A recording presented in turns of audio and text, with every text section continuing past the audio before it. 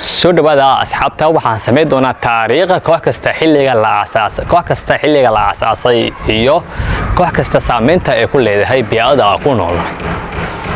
Dhammaan waxaa jiraan tiimam taariikh fac weyn ku leh suuqa xoolaha nawaaxigeeda iyo garoonka Ottawa Stadium iyo tiimam weli taariikhdooda aan weli la ogaanin. Ma jeceshahay in kooxdaada taariikhdeeda iyo xilliga la aasaasay iyo sanadka la aasaasay inay qayb ka noqoto aad bulshadana kula wadaago?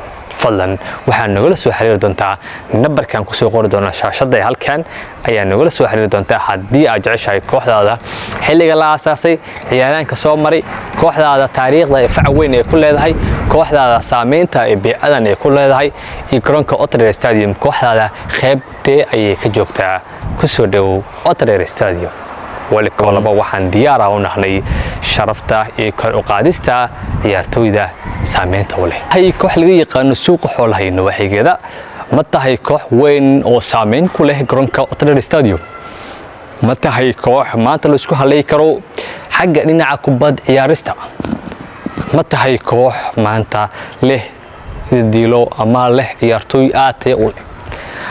ma tahay koox jecel sportska iyo isdhexgalka bulshada?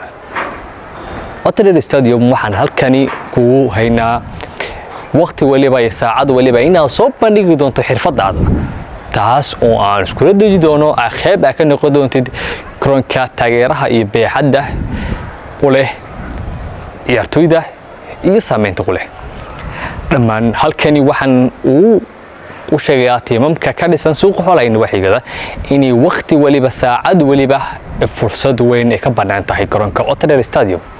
soo dhawaada ka qayb noqda fursadda oo soo bandhigay maanta garoonka Ottawa Stadium.